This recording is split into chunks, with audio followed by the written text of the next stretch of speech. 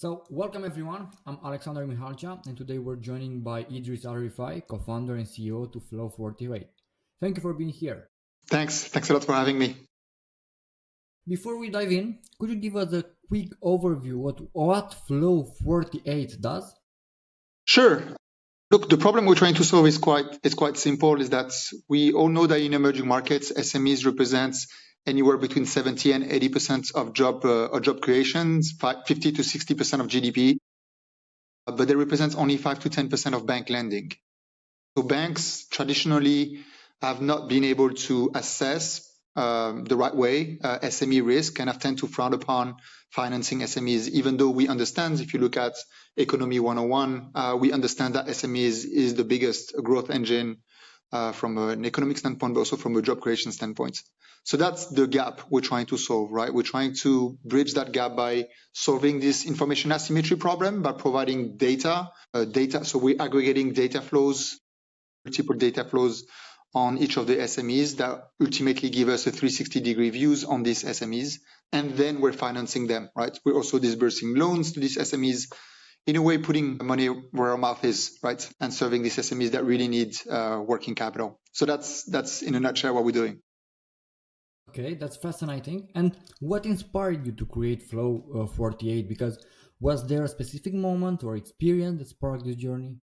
Yeah, so I think there was two things. There is always the logical part of my brain that really understands, the opportunity and the fact that, it's completely undercatered. We're talking about a trade finance gap in the UAE of about 120 billion per year. So we understand the magnitude of the problem. And then there is also a bit of a irrationality, right? Because obviously entrepreneurship is a lot about being irrational. If you were 100% rational, you would never try to disrupt stuff, right? So I think there is a bit of a feeling that banks have been resting on their laurels a little bit and not providing exactly what they were supposed to be doing. They lost sight on the fact that they're the only one who can inject money into the economy and therefore create jobs. And for me, it's a bit of a trigger, right? I want to make sure that jobs can be created and that there's this massive, I would say, unfairness, that is everything about SMEs in emerging markets that can be solved. Okay, and what was your background before starting this venture? I've got a bit of a weird background. I used to play professional sports, professional basketball for a bit, and then I was in the special forces for a few years, and then I started building company. I built 4 companies, one of them very, very small, 2 others that grew quite big, multiple thousands of employees. So I think that the best way to answer your question is that I think I'm an entrepreneur. I'm super curious by nature. I love trying new things and trying to solve problems. That's very interesting topic. So let's go back to when you first started. What major challenges or gaps did you see in the market that made you think this needs to be solved? Yeah, so I would say like the trade finance gap is definitely the metrics that really makes you think, like on the fact that SMEs on average in the UAE alone need 120 billion, right, dollars that no banks or financial institutions are willing or able to provide them. So that's really, like the big trigger for us.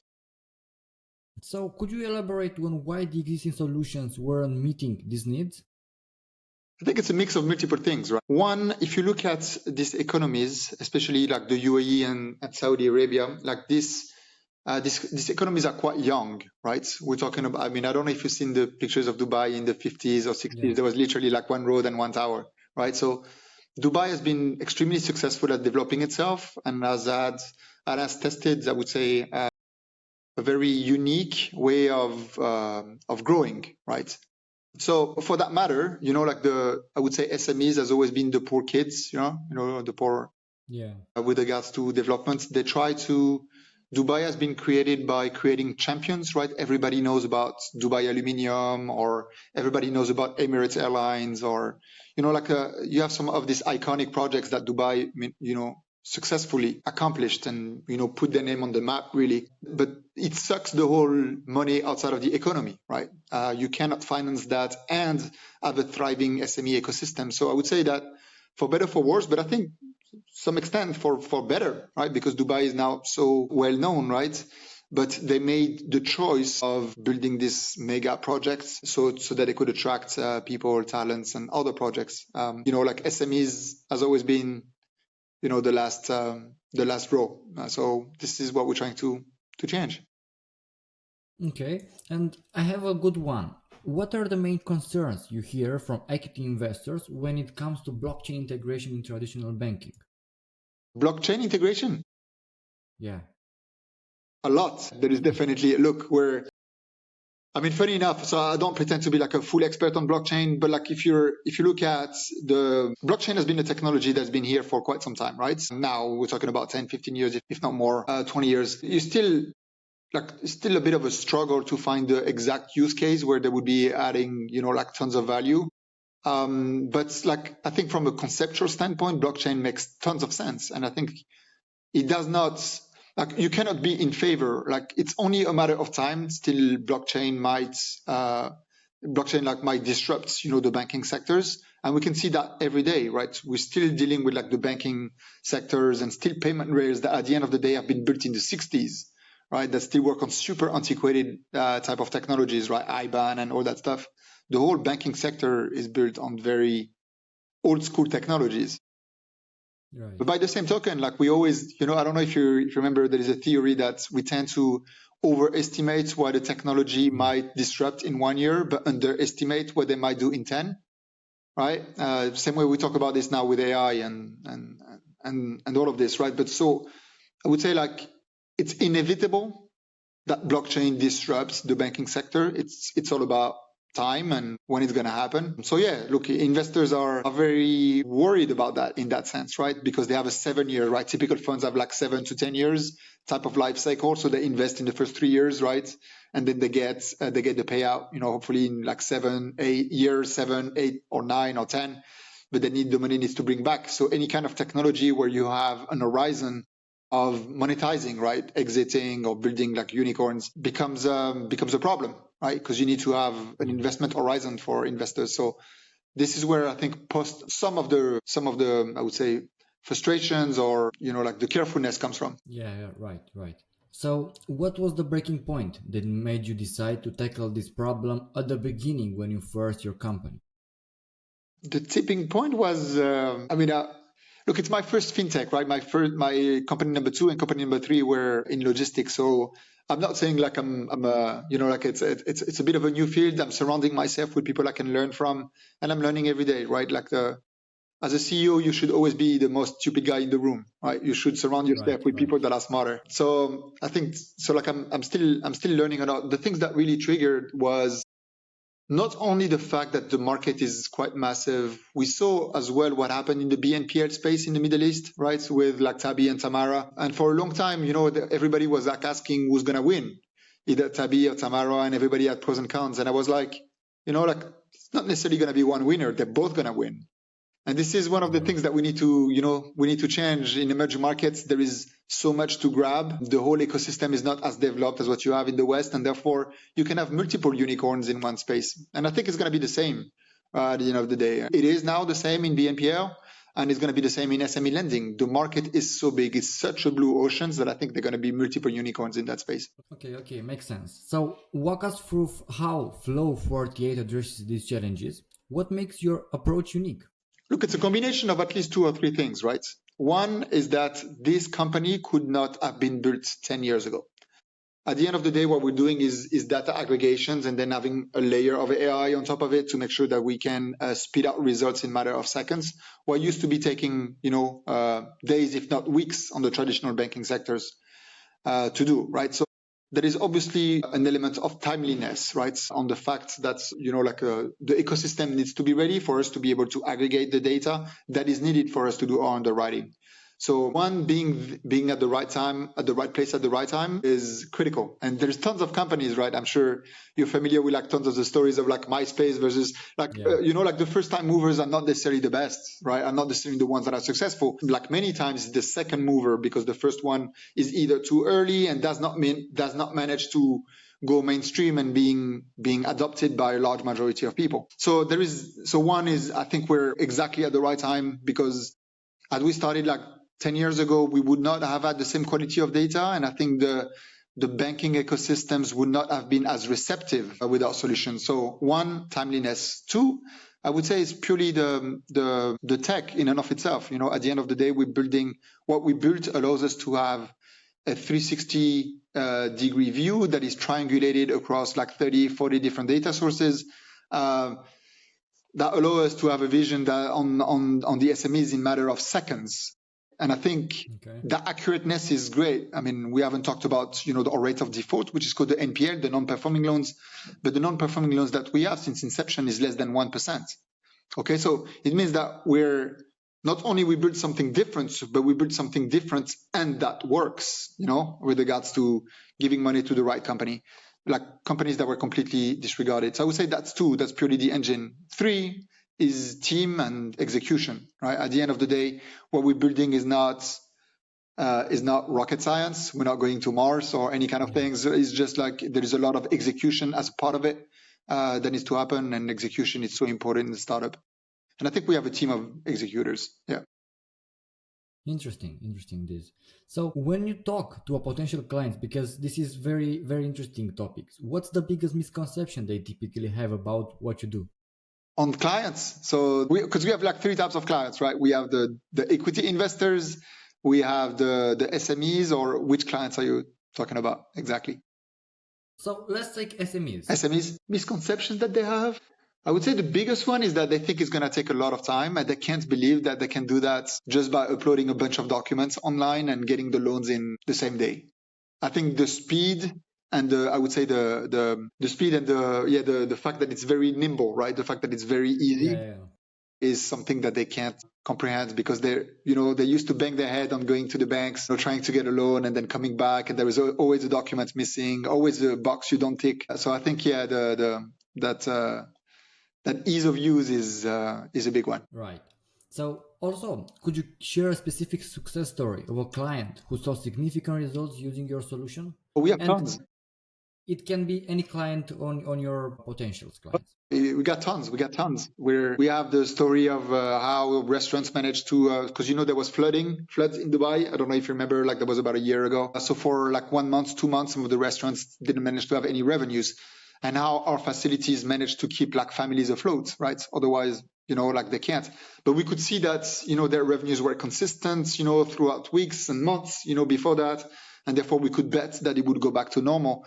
But banks, when they were going to banks were saying, no, your asset is deteriorated now. And therefore, what do you have in the balance sheet for us to play against?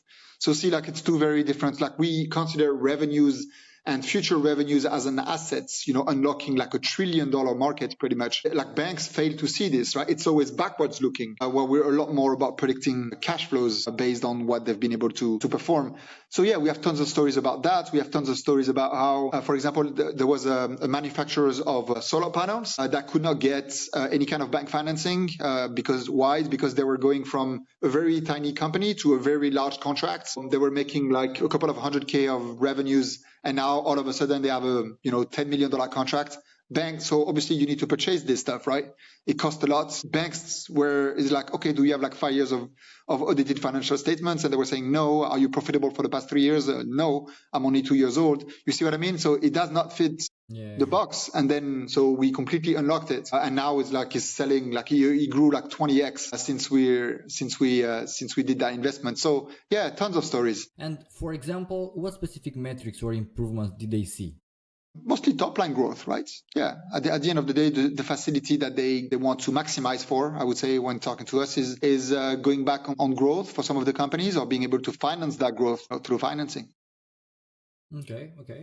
Makes sense. And looking at the broader industry, what key trends are you seeing emerging? There is a lot of trends. In SME space, I would say that obviously that layer of AI and being able to build solutions that are not only seamless, but, like super fast with regards to decision making is definitely one. Two, how you integrate AI, not just only in your risk engine, right? But also in other parts. Like AI, we tend to think about it as in the machine learning. So machine learning is a subcomponent of AI, but we tend to think about, this and supercomputing capabilities, but also AI is also here to take care of like trivial functions in a way, right? Trivial things that needs to be done by humans as of now. So for example, one of the key example is parsing. So for example, a lot of our underwriting decisions rely on bank statements, right? So how are we going to move from, there is like hundreds of formats of bank statements between all banks, all countries, some of them in English, some of them in Arabic. I mean, think about how many use case there is. And it used to be like manpower. It used to be people actually translating that into balance sheets. This is what they did at banks. See, like AI is a huge help here. We have OCR technology that managed to parse that information, reclassify, tag it in a matter of seconds. Yeah, how AI is literally disrupting not only at the risk engine level, but the whole value chain of customer engagement. I would say it's the biggest trend. Okay, and how are these trends affecting how businesses operate in your space? Big time. I mean, look, at the end of the day, like it's going to be being able to, there is this metrics called the cost to serve, right? The CTS. Is that for a similar client, how costly it's going to be for you to generate an offer versus your competitor. So the cost to serve is super critical because at the end of the day, it's one of the elements that goes into your contribution margin, right? So look, I think that's the ability for you to adopt technology to make sure that you're as lean as possible is super critical. And there is this chart, I don't know if you saw, about how now you have like companies that manage to reach like unicorn status. It's not a symbol of success, but it's one of the metrics that reach like unicorn status with like 10, 20, 30 employees, which was impossible like before, or at least the number of companies that reach unicorn status with having 20 or 30 employees now has never been reached in history. So there is a lot of things, right, changing. So your ability to embrace that change is what's going to make you successful or not. Right. And I have a little curiosity. How do you see the European market differing from Middle East and South Africa market in terms of blockchain adoption? It's a good question. I would say my first reaction is that I don't see a lot of difference. You see some, I would say like some hesitations across the board. Because I would say we would be tempted to say that it's more adopted in Europe, right? Because of the level of tech readiness, but there is also, some level of technology hiatus, right? So I don't know if you know that theory, but they say that some of the emerging markets are skipping one leg of development. So, for example, we used to go to the internet, right? For example, we used to go like on the West, we've been on laptop for a while, and then it moved to mobile. Right, where if you think about Africa, we completely skipped the laptop phase and went straight to mobile. And now mobile adoption is very similar in some of the ecosystems, not across countries at the country level, but in some of the ecosystems is very similar to that of the West. So there is a leapfrog, that happens in technology adoption, and you see that in blockchain, right? So some of the smaller countries, right, like Honduras has done some stuff. There is some stuff that has been done by the government of the Seychelles. Like some countries that you would not think are super big on technology adoption, but actually because their cost to change the infrastructure is so much lower than that of the US or any kind of like the big economies. Actually, they're more eager to try. There has been some leapfrog. So I would say right now, from an adoption standpoint, I think you see more innovations coming from very emerging markets than mature markets. Okay.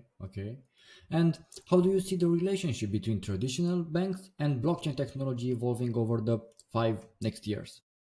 The relationship, it can only be symbiotic, right? There has to have a time where blockchain companies and blockchain solutions will have to be integrated by banks. Banks will be disintermediated. It's only a matter of time. So if they want to keep some kind of relevance in the ecosystems, they're going to need to adopt some kind of blockchain. So cards will change, but I think we should not expect banks to be completely silent during that change. Okay.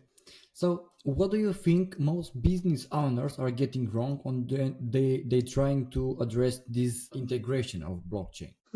One thing that they might, from the people that are working in the space, I always find it quite, let's say, I surprise myself by always having to question the move from TAM to total addressable market to total address market, right? Because every time we talked about blockchain, we talk about TAM, right? And the big opportunities and, how it could be $1 billion, $1 trillion opportunity. But the reality, if you now break it down on a per 6 months basis, for example, from a quarterly or bi-yearly kind of targets, these numbers are very, very small because you have obviously a lack of tech readiness on a lot of these players from an early adoption standpoint. And then two, these decision cycles are extremely, extremely long, right? Because you're talking about, and therefore it's always when I talk about real entrepreneurs, right? Like building solutions, they should really be careful or at least aware on the fact that revenues will be zero for a lot longer time than what they tend to expect. Okay. So what advice would you give to business owners who want to stay ahead of these changes? I mean, that's a little bit what I said in the past, right? I would say that it's whether you resist it or not, this change is coming, and you're gonna need to embrace it in financial services. So now it's all about how you're gonna integrate that with your roadmap. There is always like different priorities with regards to tech and tech integrations and building new products. Blockchain is not necessarily one of them.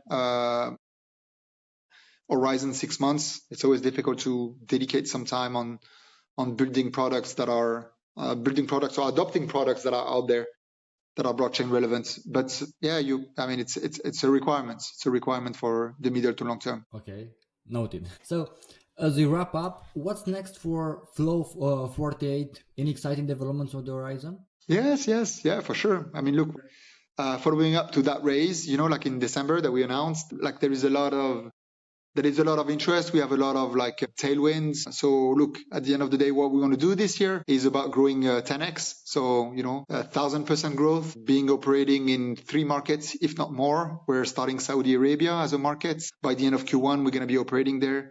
We're actually most likely like beating that. We're pretty much already operating. And then it's all about, trying to grow in a way that is not only top line, but also making sure that we keep our engine in check, right? Because at the end of the day, these type of companies rely on NPL and our ability to be able to assess risk the correct way. And many times you can see that lending companies, there's tons of examples in the UK or others, right, that tended to grow at all costs, for lack of better words. So it's super important to stay grounded and making sure that your risk is always in check. Yeah, awesome that. So for listeners who want to learn more or potentially work with Flow 48, what's the best way to get in touch? Yeah, so we have a website for any kind of, whether talking about clients or wanting to join us. There is a hello at Flow 48. Most of the emails go down to me.